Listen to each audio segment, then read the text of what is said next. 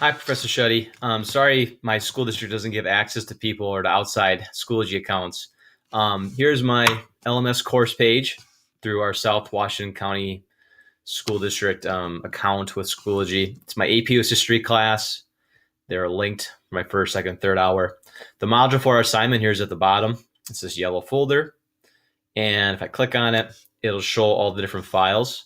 And my plan is I'll just go and hover over each page and go over it so that when you're grading, you can kind of pause and read the content and get whatever content you need for scoring this assignment.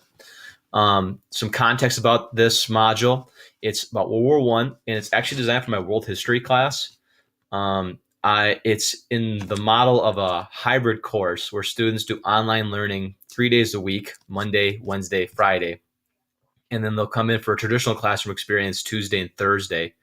And during that traditional class time, we'll do some more critical thinking activities and some collaborative exercises. And then on Monday, Wednesday, Friday, the online time, they'll basically just gather information and learn the content.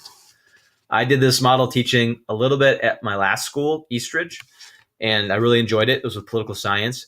And I've kind of been trying to position and propose this model for students at my current school, Woodbury High School, that are taking world history, that are bored by the regular world history class because it's too easy, it's too slow, but aren't necessarily ready or capable for AP world history. And so it's kind of like a middle ground. So this is just kind of like my dream to be able to teach the course like this there. The first thing they'll click on to be the introduction and learning objectives. This also has the schedule for the unit. And when they click on it, hopefully it loads quickly. Boom, there it is. They'll see an engaging photo of trench warfare. And then they'll learn what the module, the unit's about, World War One. And then we scroll down. Here's the introduction. It goes over, what the unit's going to be about, World War One, what kind of content we'll be learning, and activities we'll be doing about it. And it gives the general pacing of the unit. Underneath that is the learning objectives, the three big pieces of content and information that they need to know at the end of the unit. And all the activities and the summative assessment at the end all circle back to these three learning objectives. And the summative activity is actually them creating a Canva infographic.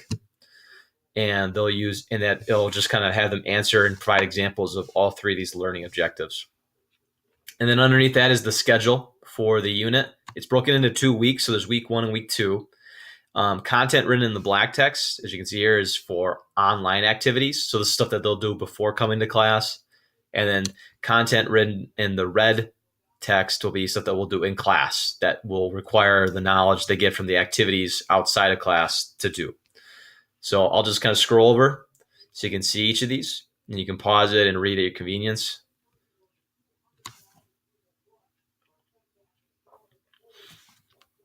And then we're transitioning to week 2. And it's something to be aware of for the last part of week 2. They come to class Tuesday and they're assigned the infographic, the summative assessment. The Thursday class is optional. It's be called a flex day. It would be something where students can come in if they want extra assistance or help, or if they have questions or just a little bit of facilitation or guidance while they're doing the final product, making the infographic. But if they don't feel like they need to do that, they don't have to, and they can work on their own and use that time to do what they need to do, where they need to do it. So that's why it's a flex period there. So now I'm going to go back and I'm just going to go to each page, each activity, and I'll just kind of scroll over and I'll click on the links just to show that they work and where they go to. So activity number 1, this is like introduction to World War One. They watch the crash course video from John Green, who talks even faster than me. And then after watching the video, they'll tweet to my Twitter account, my hashtag or username, and they'll put down things that they found interesting or engaging or questions they have from the video. And then before the lesson, students will look at the different tweets and they'll like the ones or retweet the ones they believe we should talk about to kind of introduce the content. Here's the link.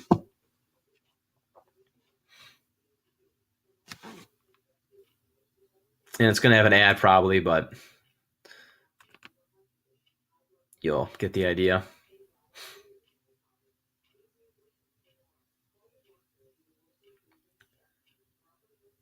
Yeah, but for the sake of time, I'm just going to skip out because it's loading really slow. So there's a video for that one. That's activity number 1. And if we go, I'm just push the next arrow for activity number 2.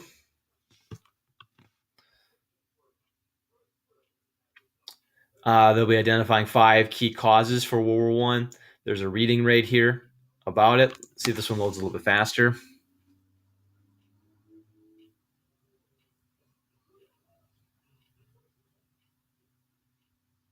Sort of. And they'll just kind of work through it and talks about, really goes over Maine, essentially: militarism, alliances, imperialism, nationalism, and then the spark, the assassination of the Archduke Franz Ferdinand. So this is stuff that they do before the first traditional class lesson on Tuesday. Click out of that. I don't know why the internet's so slow. Sorry about this. And then I'll hover here so you can just read that. So for activity number 3, we would be doing this after, they'll be doing this online after the traditional class on Tuesday. And they'll be just kind of watching a series of videos about conflict during the war, mostly about trench warfare and how dangerous it was and the new weapons that were used. This is from The Guardian. It was really well done. It's got a lot of videos and just, it's just a different way for them to kind of get the content instead of just reading about it.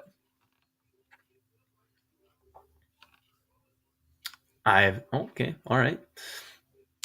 And if they were to get it in English, we won't watch all of it.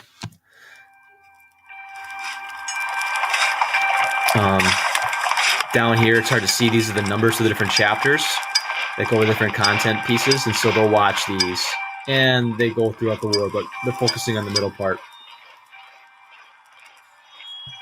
Very cool site. Came out for the 100th anniversary of World War One. Then activity number 4 is a discussion on the effects of World War One.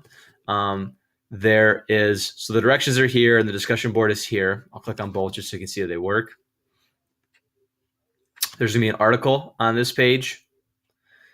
And if they read this, it's got 15 different lasting effects of the war and how World War One changed the world. So new weapons being introduced, new understandings of mental illness because of war, draft policies, propaganda.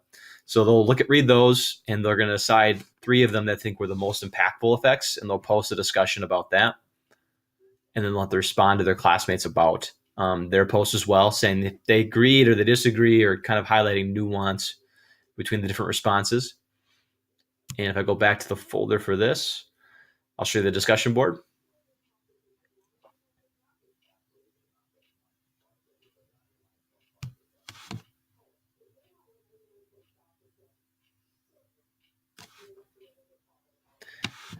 So directions for what they should do, the discussion questions right here, and the dates for when they should post, when they need to respond back to a classmate by is up there as well. And then here's the rubric for how I'm going to grade it. I essentially just use your rubric for our discussion posts. So it should probably look super familiar. 10 points. That way the kids know what they're being graded on. And the article is posted here again too.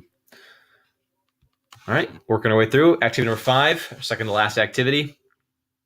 Goes over the end of the war, comparing and contrasting the 14 points in the Treaty of Versailles. They have a Schmoop article that goes over the 14 points, basically explains each of them kind of in a way that anybody can understand. And there's a video about the Treaty of Versailles. And so they get 2 different types of media to get the content. I'll click on both so you can see that they work.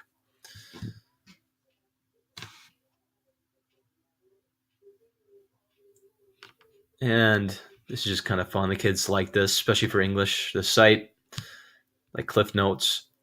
And then the video, also made by Schmoop.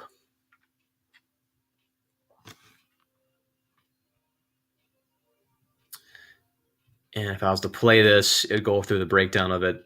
Everyone's blaming Germany. So I'm going to click out of that. And they've been making a T-chart for this activity.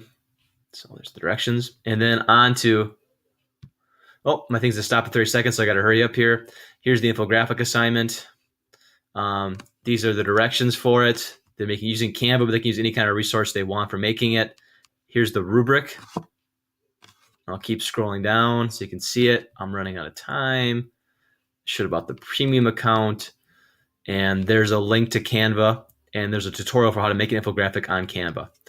and that would be my course. So